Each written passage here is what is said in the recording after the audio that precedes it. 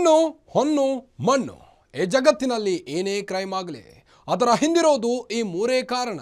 ಅಪರಾಧ ಮಾಡುವಾಗ ಪಾಪಿಗಳ ಮನಸ್ಸಲ್ಲಿ ದುರಾಸೆ, ಮೋಹ, ಆಕ್ರೋಶ, ಕಾಮ ಹೀಗೆ ಏನಿರುತ್ತೋ ಏನೋ. ಆಗಬಾರ್ದುವಾಗಿ ಸಿಕ್ಕಿಬಿದ್ದ ಮೇಲೆ ಪ್ರತಿಯೊಬ್ಬ ಅಪರಾಧಿಗೂ ಅನ್ನಿಸೋದು, ಮನಸ್ಸಿನಲ್ಲಿ ಕಾಡೋ ಮೊದಲ ಮತ್ತು ಕೊನೆಯ ಪ್ರಶ್ನೆ ಒಂದೇ, ಇದೆಲ್ಲ ಬೇಕಿತ್ತ? ಇದೇ ಹೊತ್ತಿನ ವಿಶೇಷ ಸುಧಾರಾಣಿ ಸೂ ಸೂ ಸೂ ಸಂಸಾರ.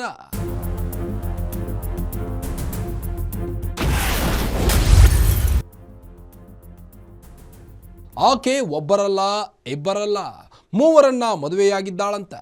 ಮೊದಲ ಗಂಡನಿಗೆ ಕೈ ಕೊಟ್ಟಿದ್ದಳು. ನನ್ನ ಗಂಡ ಸತ್ತು ಹೋಗಿದ್ದಾನೆ ಅಂತ ಹೇಳಿ ಎರಡನೆಯವನನ್ನ ಮದುವೆಯಾಗಿದ್ಲು. ಅವನಿಂದ ಲಕ್ಷ ಲಕ್ಷ ಪೀಕಿ ಎರಡನೆಯವನಿಗೂ ಕೈ ಕೊಟ್ಟಿದ್ದಾಳೆ. ಈಗ ಮೂರನೇ ಮದುವೆಯಾಗಿರೋ ಆರೋಪ ಕೇಳಿ ಬಂದಿದೆ. ಹೀಗೆ ಮೂರು ಮದುವೆಯಾಗಿರೋ ಸುಪನಾತಿ ಯಾರು ಅಂತ ಡೀಟೇಲ್ ಆಗಿ ತೋರಿಸ್ತೀವಿ ನೋಡಿ.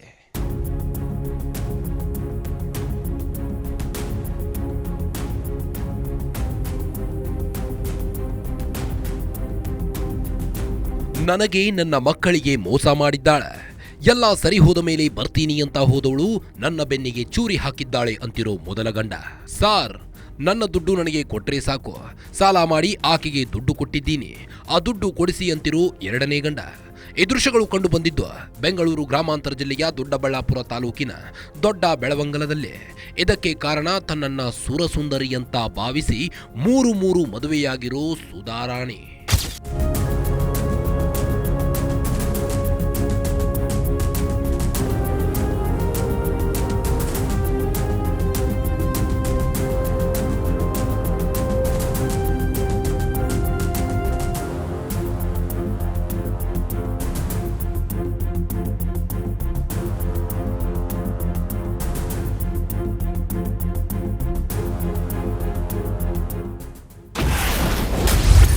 ಹನ್ನೆರಡು ವರ್ಷಗಳ ಹಿಂದೆ ಸುಧಾರಾಣಿಗೆ ಮೊದಲ ಮದುವೆ. ದಾಂಪತ್ಯ ಜೀವನಕ್ಕೆ ಸಾಕ್ಷಿಯಾಗಿವೆ ಆ ಎರಡು ಮಕ್ಕಳು. ಸಾರ್, ನನಗೆ ನನ್ನ ಮಕ್ಕಳಿಗೆ ಮೋಸ ಮಾಡಿದ್ದಾಳೆ ಅಂತ ಹೀಗೆ ಅಲವತ್ತುಕೊಳ್ಳುತ್ತಿರೋ ವ್ಯಕ್ತಿಯ ಹೆಸರು ಈರೇಗೌಡ. ಮೂಲತಃ ಬೆಂಗಳೂರು ಗ್ರಾಮಾಂತರ ಜಿಲ್ಲೆಯ ದೊಡ್ಡಬಳ್ಳಾಪುರ ತಾಲೂಕಿನ ಅಣಬೆ ಗ್ರಾಮದ ನಿವಾಸಿ. ಈತನಿಗೆ ಸುಧಾರಾಣಿ ಅನ್ನೋ ಮಹಿಳೆ ಕೆಲ ವರ್ಷಗಳಿಂದ ಪರಿಚಯವಾಗಿದ್ಲು. ಈ ಪರಿಚಯ ಪ್ರೀತಿಗೆ ತಿರುಗಿತ್ತು. ಈರೇಗೌಡ ತನ್ನ ಪ್ರೀತಿಯ ಕುರಿತು ಮನೆಯವರಿಗೆ ತಿಳಿಸಿದ್ದ. ಇಬ್ಬರು ಒಪ್ಪಿದ ಮೇಲೆ ನಮ್ಮದೇನು ಅಂತ ಮನೆಯವರು ಕೂಡ ಈರೇಗೌಡನ ಪ್ರೀತಿಗೆ ಓಕೆ ಅಂದಿದ್ರು. ಮನೆಯವರು ಓಕೆ ಅಂದ ಬಳಿಕ ಈರೇಗೌಡ ಮತ್ತು ಸುಧಾರಾಣಿ ಸುಮಾರು 12 ವರ್ಷಗಳ ಹಿಂದೆ ಹಸೆ ಮನೆ ಏರಿದ್ರು.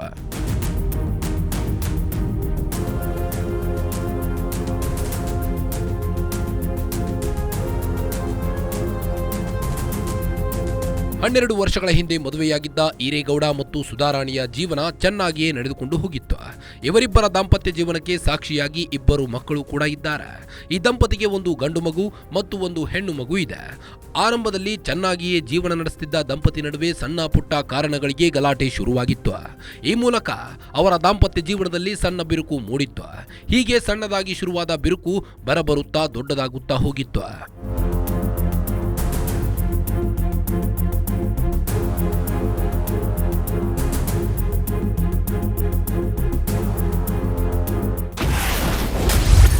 ಮೂರು ವರ್ಷದ ಹಿಂದೆ ಈರೇಗೌಡನಿಂದ ದೂರ. ದುಡ್ಡಿಗಾಗಿ ಗಂಡಂದಿರನ್ನೇ ಬದಲಿಸುವ ಆರೋಪ. 3 ವರ್ಷಗಳ ಹಿಂದೆ ಈರೇಗೌಡನ ಜೊತೆ ಜಗಳ ಶುರು ಮಾಡಿದ ಸುಧಾರಾಣಿ ಆತನಿಂದ ದೂರವಾಗಿದ್ಲು. ನಿನಗೆ ಕಾರು ಚಲಾಯಿಸೋಕೆ ಬರಲ್ಲ, ದ್ವಿಚಕ್ರ ವಾಹನ ಓಡಿಸೋಕೆ ಬರಲ್ಲ ಅಂತ ಖ್ಯಾತೆ ತೆಗೆದ ಸುಧಾರಾಣಿ ಆತನಿಂದ ದೂರವಾಗಿದ್ದಾಳೆ. ಈ ಕುರಿತು ಇಬ್ಬರಿಗೂ ದೊಡ್ಡ ವಿವಾದವಾಗಿ ಅದು ಮಹಿಳಾ ಸಾಂತ್ವನ ಕೇಂದ್ರದ ಮೆಟ್ಟಿಲೇರಿತ್ತಂತೆ. ಅಲ್ಲಿ ನನಗೆ ಈರೇಗೌಡನಿಗೆ ಸಂಬಂಧವಿಲ್ಲ ಅಂತ ಬರವಣಿಗೆಯಲ್ಲಿ ಬರೆದುಕೊಟ್ಟಿದ್ದಾಳಂತೆ. ಅಲ್ಲದೆ ನಿನ್ನ ಮೇಲೆ ಸಿಟ್ಟು ಕಡಿಮೆಯಾದ ಬಳಿಕ ಮನೆಗೆ ಬರ್ತೀನಿ ಅಂತ ಹೇಳಿದ್ಲಂತೆ. ಆದ್ರೆ ಇದುವರೆಗೆ ನನ್ನ ಸಂಪರ್ಕ ಮಾಡಿಲ್ಲ ಅಂತ ಹೇಳಿದ್ದಾರೆ. ಅಲ್ಲದೆ ದುಡ್ಡಿಗಾಗಿ ಅನಂತಮೂರ್ತಿ ಅನ್ನೋಣ ಮದುವೆಯಾಗಿದ್ದಾಳೆ ಅಂತ ಆರೋಪಿಸಿದ್ದಾರೆ. ನಾನು ಬಿಟ್ಟೆ 3 ವರ್ಷ ಆಗತ್ತೆ. ಅವಳು ಸಮಾಧಾನದಾಗ ಬರ್ತೀನಿ ಅಂತ ಹೇಳ್ದವಳು ಇವಾಗ ಕಣ್ಣು ಕಾಣಿಸ್ಕೊಂತಾರ ನನಗೆ. ಅವಳು ಮಹಿಳಾ ಎಲೆಕ್ಷನ್ದಲ್ಲಿ ಸರ್ ಎಫ್ಐಆರ್ ಮಾಡಿ ಸೆಂಟ್ರಲ್ ಜೈಲ್ಗೆ ಎತ್ತಾಕ್ಸ್ಬೇಕು ಸರ್. ಇವಳನ್ನ ಎಫ್ಐಆರ್ ಮಾಡಿ ಸೆಂಟ್ರಲ್ ಜೈಲ್ಗೆ ಎತ್ತಾಕ್ಸ್ಬೇಕು ಅಷ್ಟೇ. ನನಗೆ ಗೊತ್ತಿದ್ದಂಗೆ ಎಫ್ಐಆರ್ ಮಾಡಿ ಸೆಂಟ್ರಲ್ ಸರ್ ಅವಳು ಬಾಯ್ ಬಿಟ್ಟು ಸುಳ್ಳು ಸರ್. ಅವಳು ಬಾಯ್ ಬಿಟ್ಟು ಸುಳ್ಳು ಮದುವೆ ಆಗೋದು ಯೂಸ್ ಮಾಡ್ಕೊಂಡು ಅವನ ಹತ್ರ ದುಡ್ಡು ಕಿತ್ಕೊಳ್ಳೋದು ಓದ್ತಾ ಇರೋದು. ಗಂಡ ಸತ್ತಾಗ ಅಂತ ಹೇಳ್ಕೊಂಡ್ಬಿಟ್ಟವಳು ಆಲ್ರೆಡಿ. ಅವಳು ಹಾ, ಗಂಡ ಇದ್ಕೊಂಡು ಗಂಡ ಸತ್ತೋಗವಳ ಅಂತ ಹೇಳ್ಕೊಂಡವಳಲ್ಲ.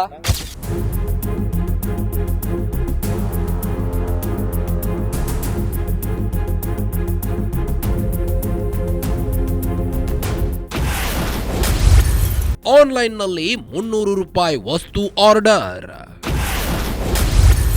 ಡೆಲಿವರಿ ಬಾಯ್ಗೆ ಹಾಕಿದ್ಲಂತೆ ಸುಧಾರಾಣಿ ಗಾಳ.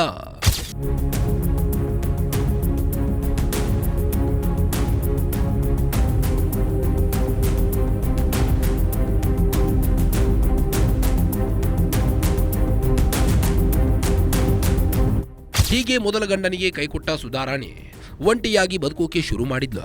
ಹೀಗಿದ್ದಾಗ ಆನ್ಲೈನ್ನಲ್ಲಿ 300 ರೂಪಾಯಿ ವಸ್ತುವೊಂದನ್ನ ಆರ್ಡರ್ ಮಾಡಿದ್ಲು. ಆಕೆ ಆರ್ಡರ್ ಮಾಡಿದ ವಸ್ತು ಡೆಲಿವರಿ ಮಾಡೋಕೆ ಬಂದವರೇ ಆ ಅನಂತಮೂರ್ತಿ. ಆನ್ಲೈನ್ ಆರ್ಡರ್ ಡೆಲಿವರಿ ಮಾಡೋಕೆ ಬಂದಿದ್ದ ಡೆಲಿವರಿ ಬಾಯ್ಗೆ ಸುಧಾರಾಣಿ ಗಾಳ ಹಾಕಿದ್ಲು.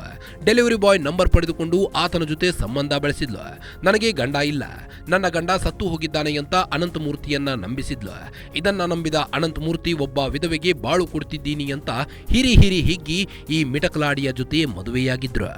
ಸರ್, ಈಗ ನಿಮ್ಗೆ ಯಾವ ರೀತಿ ಪರಿಚಯ ಆದ್ರು ಅವರು? ಸರ್, ನಾನು ಡೆಲಿವರಿ ಬಾಯ್. ನಾನು ಈ ಥರ ಪರಿಚಯ ಆಗಿದ್ರು ನನಗೆ. ಅವ್ರು ಮೊದಲು ಅಮೌಂಟ್ ಕೊಟ್ಟು ಮಗುಗೆ ಬರ್ತ್ಡೇ ಮಾಡಬೇಕಂತ ಅಮೌಂಟ್ ಕೇಳಿದ್ರು. ಕೊಟ್ಟು 20,000 ನಾನು ಕೊಟ್ಟಿದ್ದೆ. ನಂತರ ಈ ಥರ ಕೊಡ್ತೀನಿ ವಾಪಸ್ ಅಂತ ಹೇಳಿದ್ರು. ಸರಿ ಮೇಡಮ್ ಆಯಿತು ಅಂತ ಸುಮ್ಮನೆ ಅದೇ. ಈ ಥರ ಅವರೇ ಈ ಥರ ಇಷ್ಟಪಟ್ಟಿದ್ರು, ಮದುವೆ ಆಗೋಣ ಅಂದರು. ನನ್ನ ಗಂಡ ತಿರೋಗಿದ್ದಾನೆ ಅಂತ ಹೇಳಿದ್ರು. ಸರಿ ಮೇಡಮ್, ಸರಿ ನಮ್ಮ ಆಯಿತು ಅಂತ ಒಂದು ವಿಧವೆಗೆ ಬಾಳೆ ಕೊಡೋಣ ಅಂತ ನಾನು ಮನ್ಸು ಮಾಡಿದೆ.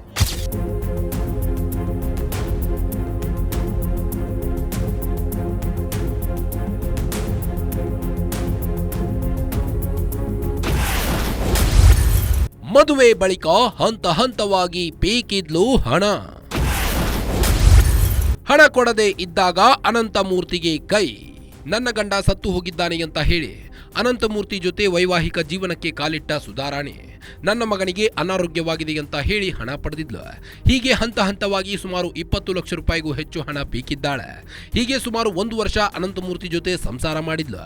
ಅನಂತಮೂರ್ತಿಯ ಬಳಿ ಇನ್ನೂ ಹಣ ಸಿಗಲ್ಲ ಅಂತ ಗೊತ್ತಾದ ಬಳಿಕ ಆತನಿಗೂ ಕೈ ಕೊಟ್ಟಿದ್ದಾಳೆ ಅಂತ ಅನಂತಮೂರ್ತಿ ಆರೋಪಿಸಿದ್ದಾರೆ.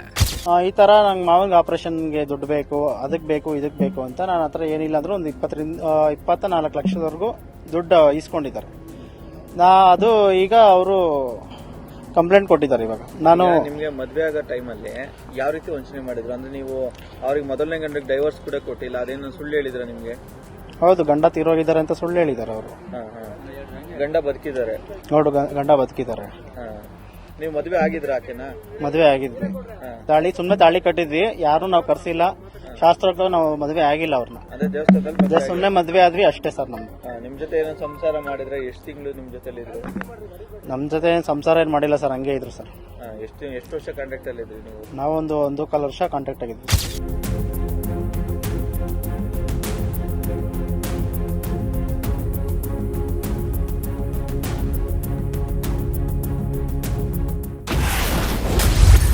ಹೈದರಾಬಾದ್ ಕತೆ ಕಟ್ಟಿ 3ನೇ ಮದುವೆಯಾದ ಆರೋಪ. ಹಣ ಕೊಟ್ಟರೆ ಸಾಕೆಂದ 2ನೇ ಪತಿ ಅನಂತಮೂರ್ತಿಯ ಬಳಿ ಇನ್ನೂ ಹಣ ಹುಟ್ಟಲ್ಲ ಅಂತ ಗೊತ್ತಾದ ಈ ಅಮ್ಮಣ್ಣೆ ಹೈದರಾಬಾದ್ಗೆ ಹೋಗ್ತೀನಿ ಅಂತ ಅನಂತಮೂರ್ತಿ ಬಳಿ ಹೇಳಿದ್ಲಂತೆ. ಇದನ್ನ ನಂಬಿದ ಆತ ಆಕೆಯನ್ನ ಕಳುಹಿಸಿಕೊಟ್ಟಿದ್ದ. ಆದ್ರೆ ಆತನ ಬಳಿ ಕತೆ ಕಟ್ಟಿ 3ನೇ ಮದುವೆಯಾಗಿದ್ದಾಳಂತೆ. ಇದು ಗೊತ್ತಾಗಿ ಆತ ವಿಡಿಯೋ ವೈರಲ್ ಮಾಡಿದ್ನಂತೆ. ಇದನ್ನ ಮುಂದಿಟ್ಟುಕೊಂಡು ನನ್ನ ವಿರುದ್ಧ ಮಾನನಷ್ಟ ಮೊಕದ್ದಮೆ ಹೂಡು ಬೆದರಿಕೆ ಹಾಕಿದ್ದಾರೆ. ನಾನು ಅವರ ವಿರುದ್ಧ ದೂರು ನೀಡಿದ್ದೇನೆ. ನನಗೆ ನನ್ನ ಹಣ ಕೊಟ್ಟರೆ ಸಾಕು ಅಂತ ಅನಂತಮೂರ್ತಿ ಹೇಳಿಕೊಂಡಿದ್ದಾರೆ. ಅದೇ ಹೈದರಾಬಾದ್ಗೆ ಹೋಗ್ತೀನಿ ಅಂತ ಸುಳ್ಳು ಹೇಳಿ ಹೋಗಿದ್ದಾರೆ. ಬಟ್ ಅವ್ರು ಹೈದರಾಬಾದ್ಗೆ ಹೋಗಿಲ್ಲ, ಇನ್ನೊಂದು ಮದುವೆ ಮಾಡ್ಕೊಂಡು ಸಂಸಾರ ಮಾಡ್ತಾ ಇದ್ದಾರೆ. ಅದು ನನಗೆ ಇತ್ತೀಚೆಗೆ ಗೊತ್ತಾಗಿ ಕೇಳಿದ್ದಕ್ಕೆ ಈ ಥರ ವಿಡಿಯೋ ವೈರಲ್ ಆಗಿರೋದಕ್ಕೆ ನನ್ನ ಮೇಲೆ ಮಾನನಷ್ಟ ಮೊಕದ್ದಮೆ ಹಾಕ್ತೀನಿ ಅಂತ ನನಗೆ ಭಯ ಹುಟ್ಟಿಸಿದ್ದಾರೆ. ನನ್ನ ಮೇಲೆ ಹೆದರಿಕೆ ಆಗ್ತಾ ಇದ್ದಾರೆ. ನ್ಯಾಯ ಕೇಳಕ್ ಹೋಗಿದ್ದಕ್ಕೆ ನನ್ನ ಮೇಲೆ ಹೆದರಿಕೆ ಆಗ್ತಾ ಇದ್ದಾರೆ. ಅದಕ್ಕೆ ನಾನು ಕೊಡೋ ದುಡ್ಡು ಕೊಟ್ಬಿಡ್ಲಿ, ಅವರು ನನಗೋರ್ಗು ನನಗೆ ಯಾವ ಸಂಬಂಧನೂ ಇಲ್ಲ ಅಷ್ಟೇ ಸರ್. ನನಗೆ ನನ್ನ ಹಣ ನನಗೆ ಕೊಟ್ಟರೆ ಅಷ್ಟೇ ಸಾಕು ಸರ್, ಇನ್ನೇನು ಬೇಡ. ನನಗೆ ನನ್ನ ಹಣ ನನಗೆ ಕೊಟ್ಟರೆ ನನಗೆ ಅಷ್ಟೇ ಸಾಕು. ಡಿವೋರ್ಸ್ ಆಗಿದೆ ಕೇಳೋದಕ್ಕೆ ಗಂಡ ತೀರೋಗಿದ್ದಾರೆ ಅಂತ ಹೇಳಿದ್ರಲ್ಲ, ಅದ್ರಲ್ಲಿ ಡಿವೋರ್ಸ್ ಏನು ಬರಲ್ವಲ್ಲ ಸರ್. ತೀರೋಗಿದ್ದಾರೆ ಅಂದ್ಮೇಲೆ ಇನ್ಯಾರು ಬರ್ತಾರೆ ಅಂತ ನಂಬಿಕೆ ಅಷ್ಟೇ. ಹೌದು ಸರ್. ನೀವು ಮಾನವೀಯತೆ ದೃಷ್ಟಿಯಿಂದ ಮದುವೆ ಆಗಿದ್ದ? ಹೌದು ಸರ್, ಮಾನವೀಯತೆ. ಒಂದು ಹೆಣ್ಮಕ್ಳು ಬಾಳ್ಕೋ ಸಿಗುತ್ತಲ್ಲ ಅಂತ ಮದುವೆ ಆಗಿದ್ದು ಸರ್. ಅದೇ ಈಗ ನೀವು ಡೆಲಿವರಿ ಮಾಡಕ್ ಹೋಗಿ ಅಷ್ಟು ಬೇಗ ಸಂಪರ್ಕ ಆಯ್ತಾ ಅಂತ? ಹೌದು ಸರ್, ಅವರು ಅದೇ ಏನೇನೋ ಆ ಥರ ಹಂಗಿದೆ ಹಿಂಗಿದೆ, ನನ್ನ ಜಮೀನ್ ದುಡ್ಡು ಬರುತ್ತೆ, ಅದ್ರಲ್ಲಿ ನಾನು ಕೊಡ್ತೀನಿ ವಾಪಸ್ ನಿನಗೆ ಅಂತ ಈಗೆಲ್ಲ ಹೇಳಿದ್ದಾರೆ ಸರ್. ಈಗ ನಿಮ್ ನಂಬರ್ ಅವ್ರಿಗೆ ಏನ್ ಸಿಗ್ತದೆ? ನೀವು ಕಾಲ್ ಮಾಡಿ ಪಾರ್ಸಲ್ ಕೊಡ್ತೀವಲ್ಲ ಸರ್, ಆವಾಗ ಇರುತ್ತೆ ಸರ್ ನಂಬರ್. ಅವರೇ ಸರ್ ನಾನಾಗ ನಾನು ಅವ್ರನ್ನೇನು ಕೇಳಿಲ್ಲ ಸರ್, ಅವರೇ ನನ್ನನ್ನ ದುಡ್ಡು ಕೇಳಿ ಈ ತರ ಮಾಡಿರೋದು ಸರ್. ಮದುವೆ ಆಗ್ತೀನಿ ಅಂತಾನು ಕೂಡ ಆಕೆನೆ ಫಸ್ಟ್ ಕೇಳಿದ್ರು, ಆಮೇಲೆ ಸರಿ ಆಯ್ತು ಅಂತ ಒಪ್ಕೊಂಡ್ವಿ ಸರ್ ಅಷ್ಟೇ.